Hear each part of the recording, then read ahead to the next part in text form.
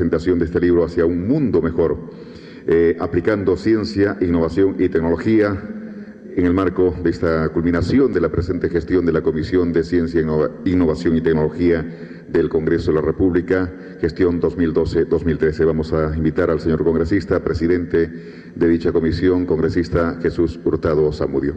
Señor congresista, por favor.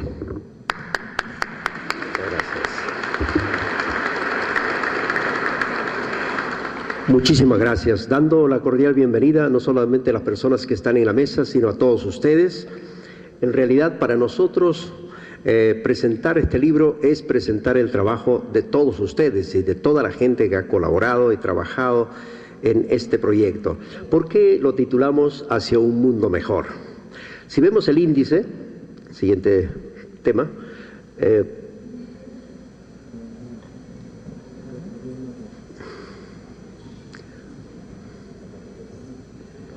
no sé.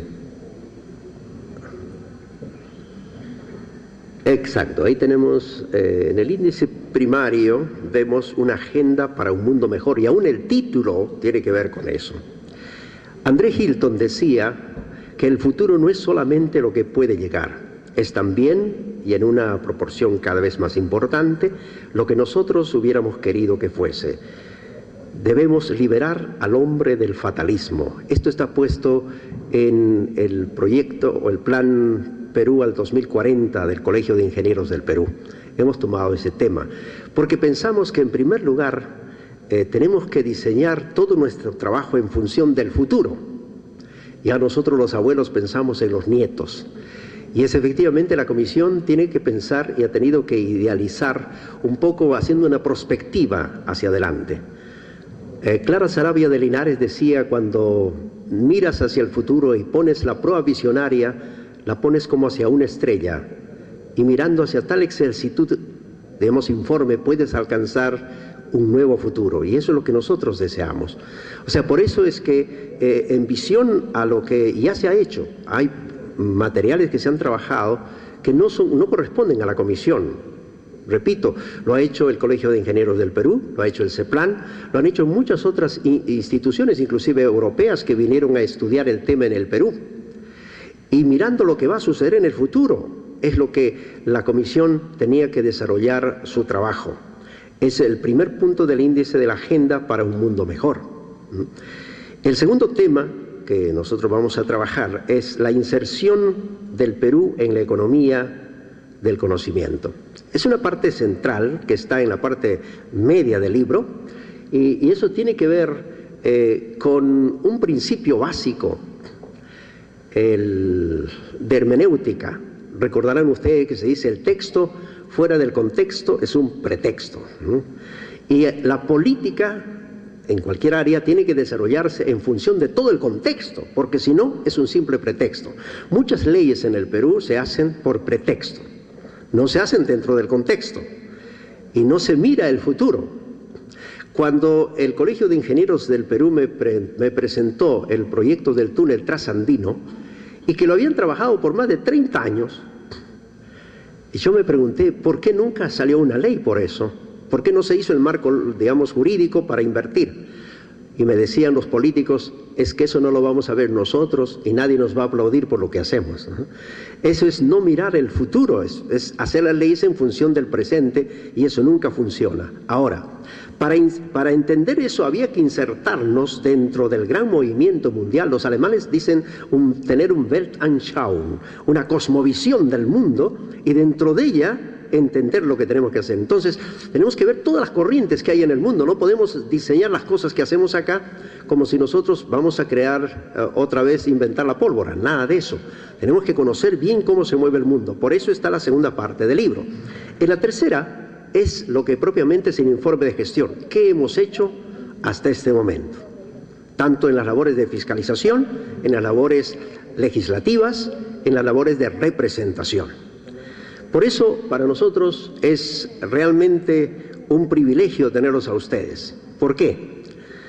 Porque la Comisión ha querido hacer sus labores de representación durante todo el año, y hemos invitado a todos los institutos de investigación posibles. Hemos invitado a algunas universidades con sus trabajos de investigación. Hemos premiado a algunos investigadores que han logrado éxitos no solamente para el Perú, sino a nivel mundial. Todo esto nos ha permitido crear en medio de nosotros, ¿no?, una especie de familia. Ese AINI del que hablaban hace un tiempo, se explicaba hace un momento, ¿no? Por eso nuestra primera impresión, después de escuchar a todos, ya vamos a la primera impresión, no sé si pueden pasarlo hasta ver el título donde dice nuestra primera impresión. Ha sido una experiencia dolorosa. ¿Por qué? Porque cuando queremos ver los organismos, cuando queremos ver las cosas desde el lado sistémico, como decía Bertalanffy, nos encontramos con que todo lo que es ciencia, innovación y tecnología en el Perú estaba totalmente desarticulado. En otras palabras, algunos me hablaban, uno de la comisión me decía, pues ahí no hay ni papá, no hay mamá, hay algunos que parecen hijos, otros son entenados, entonces no sabemos quién es quién, no sabemos cómo son tratados unos, si las universidades, las empresas. Es en realidad una familia sin familia, eso es lo que encontrábamos. Y eso es una experiencia dolorosa para uno que va a trabajar, porque te metes a un sitio donde no hay ni un sistema, no hay una estructura. Entonces eso es catastrófico para cualquier persona. Es como si la cabeza la tuvieras en un lugar, los pies en otro, y todavía quieren vivir, y eso es lo que encontramos. Por eso decimos que ha sido una experiencia dolorosa, toda una desarticulación, disociados de un esfuerzo productivo nacional. Por eso, en la agenda del futuro, nosotros hemos planteado, bueno, ya eso lo expliqué, pasamos al siguiente.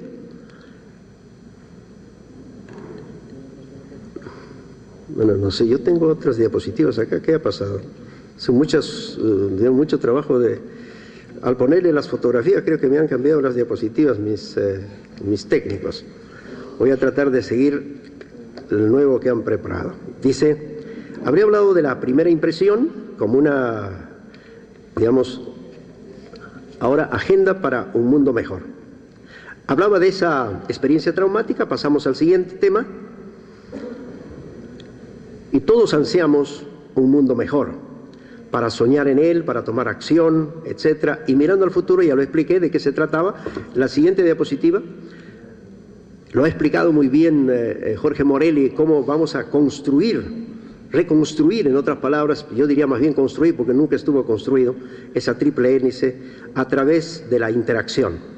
Y sabe, de estudiando el tema, ¿por qué habíamos llegado a esto? Llegamos a la conclusión siguiente. No sé si ustedes se darán cuenta que los que estudiábamos hace años en primaria, en secundaria, y aún entrando a la universidad, nos daban un conocimiento polifacético, diríamos, o una cosmovisión del mundo. Estudiábamos filosofía, conocíamos de muchas cosas, si bien no todo, digamos, específicamente, pero conocíamos más o menos el mundo. Pero luego vino una corriente mundial de las especializaciones. Ya comenzaron a especializarse a todo el mundo. Y tanto se dividió eso que en las universidades de una carrera se fueron otras especializaciones y otras más y otras más y otras más. Pero en los últimos tiempos, ¿a qué hemos llegado? Ahora ya no podemos trabajar así. Hasta los médicos tienen que trabajar los casos a través de una multidisciplinariedad en el trabajo. O sea, si una persona está enferma, como se hace en Europa, ¿no?, traen los médicos, pero no solamente el médico especialista en la enfermedad, sino hasta el psicólogo está ahí para ver qué es lo que va a pasar con esa persona que va a entrar en proceso de operación. Estamos hablando de volver a unir lo que antes se había separado por razones sencillamente de la corriente mundial de la especialización. Entonces, por eso es que ahora encontramos en el Perú que en aspectos científicos todo el mundo hace lo que puede desde su área. Por ejemplo, el tema del agua, por decir un ejemplo, ¿no? El CENAMI que estudia el agua que está sobre la tierra. El INGEMET que estudia el agua que está debajo de la tierra. Como si fueran dos aguas diferentes, ¿no? ¿Y dónde se mete la autoridad que controla? El ANA, el Ministerio de Agricultura. En fin, cada uno hace lo que puede. Todos trabajan el mismo tema, aparentemente, en teoría, pero en la práctica cada uno lo hace a su manera. Por eso era necesario, ¿no?, empezar a pensar cómo los casamos a ellos. Por eso se dio una ley que ahora esperamos que se reglamente, y se trata de la ley que produjo la Comisión de la asociación público-privada, que tendrá la posibilidad ahora de hacer un matrimonio entre el Estado y la empresa, ¿no? Asociación público-privada en el campo de la investigación. Esto es importante. ¿Por qué? Imaginemos que si el Estado sería el papá, ¿no? Y la academia sería la mamá. Entonces, la pregunta sería, ¿qué hacemos? Como papá yo tengo la obligación de mantener mi hogar, ¿no? Tendría que dar de los 1.400 millones, ¿no? Aquí 200 millones a todos los que están investigando, sean de universidades públicas o privadas, o empresas que estén trabajando en el tema. Se trata entonces de cómo hacemos esa sinergia. Eso fue el motivo principal de nuestro trabajo durante todo el año. ¿Para qué los casamos? Para lograr esa articulación, y también lo más difícil va a ser la gobernanza. ¿Quién va a estar a cargo de todo eso? Entonces ahí viene toda esa discusión de si se va a tener un Ministerio de Ciencia o no. Cuando yo presentaba uno en radioprogramas del Perú, y yo sugería que fuera un Ministerio de Ciencia que tuviera la gobernanza, fuera la cabeza de todo el cuerpo científico, me decían, no, pero sería lo peor, porque el Estado es... Y sobre todo, si pones un ministerio, eso no va a arreglar nada, va a malograr lo peor, va a ser lo más difícil el trabajar con ellos, ¿no? Yo le pregunté al señor Vargas, pues deme otra solución. O sea, ¿cómo le damos gobernanza? ¿Cómo articulamos esto? Todavía no tenemos una solución definitiva, aunque nuestra propuesta sigue siendo la de tener un Ministerio de Ciencia, Innovación y Tecnología. ¿Por qué? Porque del acuerdo que se tuvo al principio del año pasado fue de que todo eso lo tendría que hacer CONCITEC, Consejo de Ciencia, Innovación y Tecnología, ¿no es cierto? El CONCITEC. Sin embargo, estudiando la historia del CONCITEC, vemos que el CONCITEC ha tenido otros nombres, ha estado debajo de otros ministerios, el Ministerio de Educación, el Ministerio, digamos, ahora último de la Presidencia del Consejo de Ministros, ¿no? Pero, como dice Einstein, no se puede hacer algo nuevo repitiendo la misma cosa. Eso es lo que ha pasado. O sea, siempre ha estado repitiendo, cambiando de lugares, poniéndolo acá, poniéndolo allá, y no por eso CONCITEC ha logrado articular a todo. Queda para nosotros, entonces, un tema que hay que discutirlo. Lo que sí veíamos, como ustedes algunos habrán estudiado cooperativismo, un concepto que dio Owen. Owen decía, ¿no?, que para que la gente se una tiene que haber una tarea en conjunto. Recuerdo una vez una pareja estaban peleando entre ellos, prontos al divorcio, en un lío tremendo en el hogar, y en eso el niño se cae del segundo piso al suelo y llora. El papá y la mamá corren, ¿no?, y lo llevan al hospital y está en cuidados intensivos, lo tratan. Después que el niño salió, ¿no?, que pasó como 20 días después de salir de todo ese proceso, se preguntó, ese rato, ¿de qué estábamos discutiendo? ¿Cómo habían unido dos enemigos? Porque usted sabe que el matrimonio es el único lugar en el cual los enemigos duermen juntos. Pues ahí estaban esos enemigos dispuestos a solucionar un problema que se les había creado. Y Owen también plantea eso. Por eso nosotros hemos puesto el tema del agua como un tema que nos puede unir a todos. Porque mirando en el futuro, todos ustedes saben y sabemos que el tema no va a ser el petróleo, el oro, sino el agua. Y entonces habíamos planteado que sería un tema que solucionaría nuestros problemas. Seguimos, ya se ha explicado bastante esto. Ahí vamos a implementar la agenda. Entonces, durante el periodo anual de sesiones del 2012 al 2013, la Comisión estudió 8 proyectos de ley, los dictaminó y se convirtieron 5 de ellos en leyes. Dictaminados: la educación dual, del que ya se ha explicado antes, la rendición de cuentas del uso de recursos del canon por las universidades. Esto no está gustando mucho a muchas personas, porque se le está pidiendo cuentas, que nos expliquen dónde se ha gastado ese dinero. Y también porque en ese proyecto de ley que ya está dictaminado se les dice, mire, si ustedes no invierten el dinero, lo lamentamos, cerramos el caño y no hay más plata para investigación para esa universidad. Bueno, pues si le das a alguien para que invierta, para que investigue y no investiga, lo lógico es no tienes que seguir dándole al próximo año, ¿no? Pero aquí se sigue dando, no importa cuánto hagan con eso, lo poco o lo mucho que inviertan. Algunos han invertido 9%, 3% del canon. Tercero, el informe del primer ministro ante la Comisión de Ciencia, Innovación y Tecnología, entre otros. Por el momento la ciencia está bajo la presidencia del Consejo de Ministros y el presidente del Consejo de Ministros no viene a informarnos, no sabemos cuál es la política. Entonces tenemos que dar una ley obligándole al presidente del Consejo de Ministros, siéntete aquí y dinos qué cosa piensas sobre ciencia. Hable a la población peruana cuál es tu proyecto de ciencia. Di públicamente en el Congreso de la República, entre los 130 congresistas, cómo vas a invertir, cuánto vas a invertir y qué estás haciendo en ciencia. Es la única manera, por eso se ha dictaminado esa ley.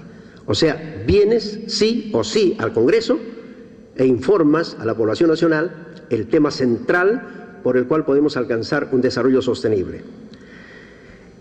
Las leyes que ya se han dado son la del repositorio digital de acceso abierto, que ustedes lo saben bastante bien, con el cual el Estado tendrá que obligarse ahora a pagar una cantidad anual, para que todas las universidades públicas y privadas puedan ingresar a través de eso a los repositorios en todo el mundo. Entonces, la transferencia de tecnología tenía mucho que ver con que nadie tiene aquí una base de datos sobre, por ejemplo, las patentes. Ustedes saben que las patentes a los 20 años pierden vigencia, cualquiera puede tomarlo. O si el segundo año no han pagado lo que tenían que pagar por el uso o por la venta de esas patentes, también es de libre disponibilidad. O hay algunas patentes territoriales que pueden usarse en otro lugar. ¿Quién tiene la base de datos de todo eso? Nadie lo tiene. Ese es el propósito de esto, para permitir la transferencia tecnológica. Las asociaciones público-privadas, que ya expliqué, la distinción al mérito de inventores e investigadores, no solamente Santiago Antunes de Mayolo, que habíamos planteado como principal, sino otros más, y la suspensión de creación de nuevas universidades, que fue parte del trabajo. Quiero decirles que el Congreso de la República ha aprobado todas estas leyes por unanimidad. Algunas de ellas porque no entendían muy bien el tema, y eso es bueno, como en el caso de los repositorios, tenía que explicar que no son supositorios, son repositorios, u otras cosas por el estilo. Y eso es bueno, ¿no? Nos ayuda un poco, que no manejen mucho bien los temas. Pero también en temas de ciencia no puedes discutir, 2 por 2 es 4, aquí o en la China, pues. Entonces es una ventaja muy grande en la comisión. Entonces, la comisión de ciencia no es una comisión política, esa es una ventaja muy grande para trabajar, ¿no? Porque el que va ahí tiene que dar propuestas especiales y tiene que fundamentar las que tiene, y eso permite que tenga que utilizar una base científica bastante grande para que nosotros le creamos. Como colofón de esta legislatura, la Comisión ha planteado una propuesta para establecer los vínculos entre los actores y la innovación y establecer una adecuada gobernanza compatible con el actual marco jurídico.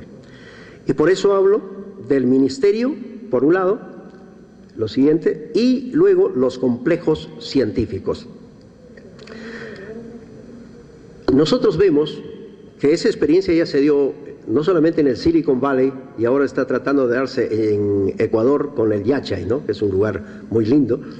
Y luego, cuando yo estuve en una exposición que hizo la doctora de la Universidad Cayetano Heredia de las 105 hectáreas, me impresionó, dije, no, eso no puede ser solamente para ellos, ¿no? Necesitamos todos también. Y entonces ha sido que en función de eso, es que nosotros planteamos los complejos científicos. Estudiamos el tema no solamente en el Perú, sino en otros lugares, ¿ya? Como centros de vivencia, donde no solamente están los científicos, están los hijos, están las escuelas, están el ambiente físico en el cual viven. Eso es lo que se plantea como solución. Y luego, en el segundo tema, ¿cómo nos insertamos en la economía del conocimiento? Como punto, digamos, número 2. Esto es casi de conocimiento de la mayor parte de la población que está acá, porque todos ustedes están de alguna manera inmersos en la ciencia, saben cómo está funcionando las famosas TICs, las tecnologías de la información. Tuvimos aquí, por el 50 aniversario de las relaciones de Perú, la India. En este mismo lugar invitamos al embajador de la India. Y le dijimos, bueno, vamos a cumplir 50 años. Bien, vamos a hacer algo pragmático. Tráiganos sus científicos de la India y nosotros vamos a poner los peruanos y vamos a tener una reunión acá. ¿Y por qué? Porque ellos han desarrollado las tecnologías de la información en muy alto nivel en los países que están emergiendo, ¿no? Y eso ha dado que se pueda tener a disponibilidad no solamente el hardware, o sea, los equipos a bajo precio, sino también el software. Y él nos informaba que los iPad que nosotros pagamos 400 euros o 500 o 600 dólares, allá valen 35 dólares. Imagínense los alumnos en nuestro país que recibieran todo su iPad con 35 dólares. Ese es aplicar las tecnologías de la información para ahora. La educación, la innovación y un entorno económico e institucional propicio, que es lo que se está explicando en el libro y ustedes van a tener oportunidad de leerlo.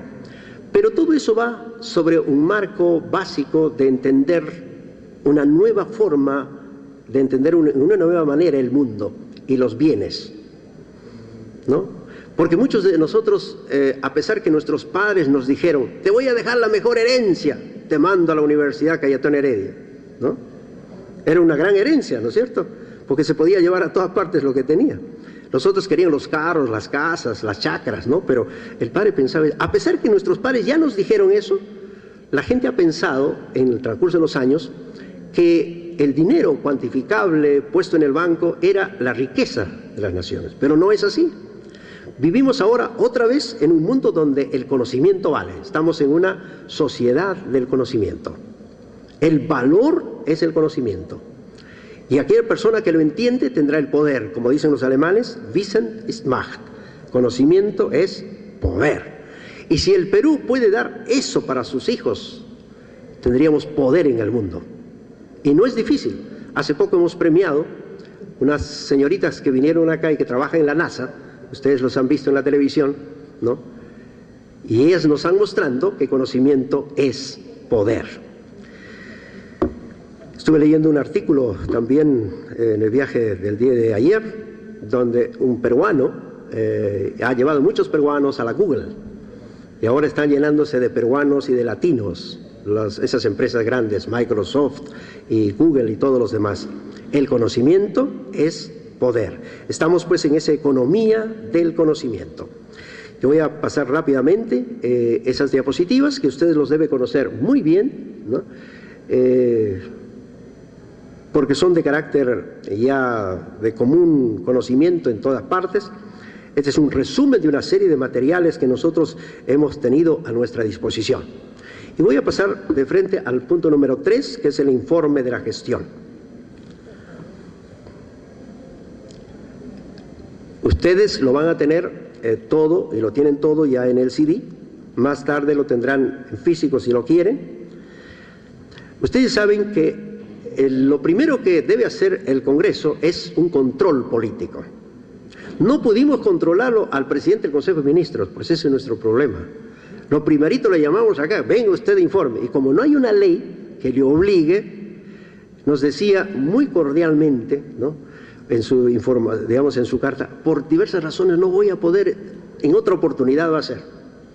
Es una manera de escaparse para el control, ¿no? Ya no pudimos ser, pero tuvimos a todos los institutos de investigación en nuestras comisiones. Tuvimos también, ¿no?, vía documentación, sacar todos los datos de todas las universidades con respecto al canon. Entonces ahí se hizo un trabajo bastante arduo. Viajamos a diferentes lugares también para ver cómo estaba en otro lugar. El último viaje que he hecho fue a la Universidad de Piura, que recibe del FINCIT también como fondos concursables para sus investigaciones, y realmente mis palabras fueron de felicitación, porque el control no tiene que decir solo lo malo, también lo bueno, y es una universidad particular que ha sabido invertir los fondos que el Estado le ha dado del FINCIT para la investigación. Y ya hemos hablado acerca del canon, que ha sido nuestro trabajo de control, indicándole la cantidad, digamos, de dinero que se tiene. Hay mucha preocupación con la propuesta que estamos haciendo, qué hacer con los 1.400 millones que están ahí. Nosotros estamos planteando en proyecto de ley que el 50% sea fondos concursables libres, O sea, estamos hablando de 700 millones que pueden usarlo cualquier persona, institución, universidad, lo que sea, eso. Estaban pensando en los centros de investigación que tienen, etcétera, o investigadores, digamos, individuales, y los otros 700 millones que quedan pueden utilizarse todavía en la región de donde vienen.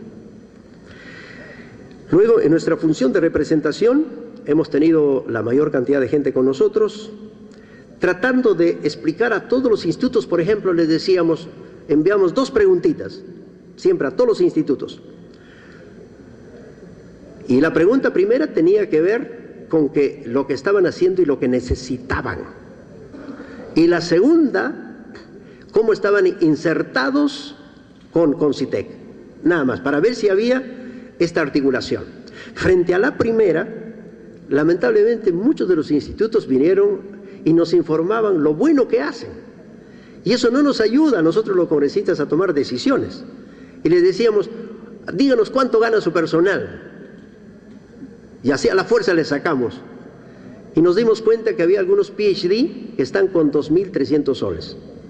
Entonces, imagínense usted en qué lugar estamos. Mientras que otros son hijos más favorecidos, como por ejemplo el Instituto Peruano de Energía Nuclear, que gana un poco más. Algunos y otros. Entonces, de todo eso hemos sacado y tenemos otra propuesta. Y yo lo voy a sustentar y pelear este año que viene. Se trata de crear los investigadores, un ente que se llame los investigadores públicos. Estos investigadores públicos queremos que reciban un 30% más de lo que recibe un ministro de Estado. Entonces pueden pasar de unos 8.000 o 6.000 soles que ganan en el IPEN, pueden pasar a 30.000 y eso nos ayudaría bastante bien.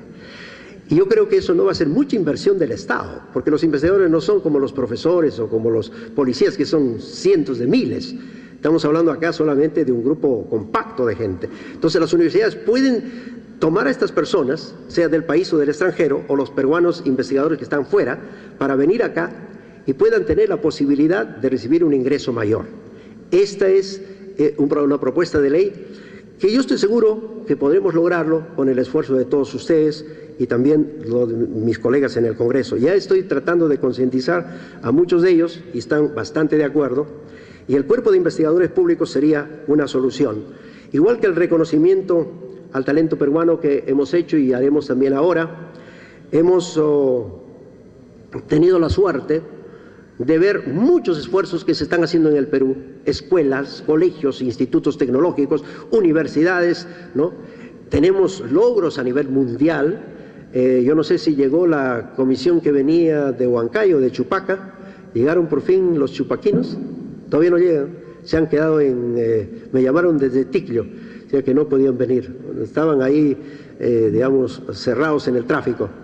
Pero son chicos que han ido hasta Suecia y han ganado un 4º lugar a nivel mundial con el tema del agua, ¿no? Y así como ellos tenemos a muchos otros que han ido trabajando, y por eso tenemos este reconocimiento al talento peruano, que es uno de los aspectos básicos para incentivar, ¿no?, a nuestros investigadores.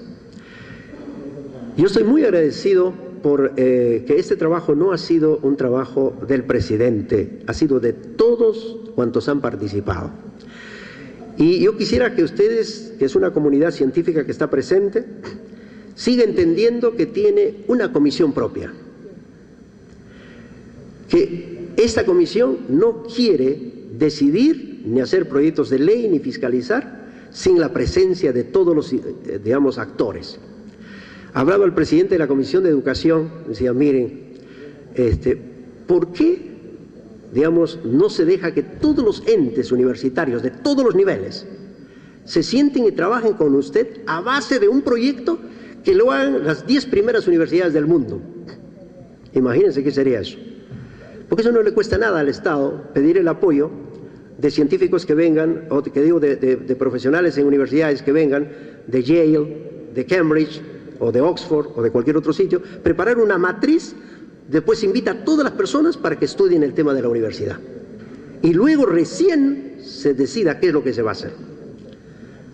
Y esta comisión sí ha tenido esta filosofía y quiere tener en los siguientes años. Por eso quiero decirles que esta comisión es su comisión, ¿ya? Nosotros no vamos a decir cosas a menos que escuchemos a todos y juntos participemos en el gran proyecto que tenemos para que el Perú pueda tener el único medio que tenemos para tener una economía sostenible en el futuro. Muchas gracias, muy amable.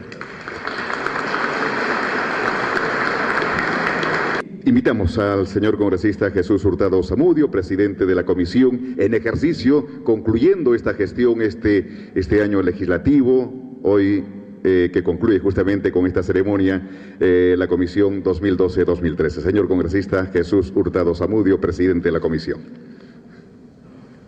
Muchísimas gracias y gracias a todos los presentes, también a los congresistas. Y bueno, teníamos algunas, algunas cosas que había pensado el ingeniero César Dávila, pero no llegó, era parte de la alimentación que hoy día íbamos a tener. Bueno, como para informarle más o menos, el ingeniero César Dávila no solamente se ha dedicado a aplicar la ciencia, a producir, sino también a, industrializarlo, ¿no? Entonces, en la próxima oportunidad tendremos de seguro, ¿no?, lo que han producido, que es oca, mashua y otras cosas, pero preparados para tomarlos acá, ¿ves? Misquimuña y cosas por el estilo, así que yo lamento que en Ticlo se nos haya quedado parte, pero creo que vamos a pasar ahora a concluir esta reunión agradeciéndoles a todos ustedes y muchas gracias por su presencia. Hay un ágape afuera que también que podemos servirnos. Muchísimas gracias por todo. Gracias.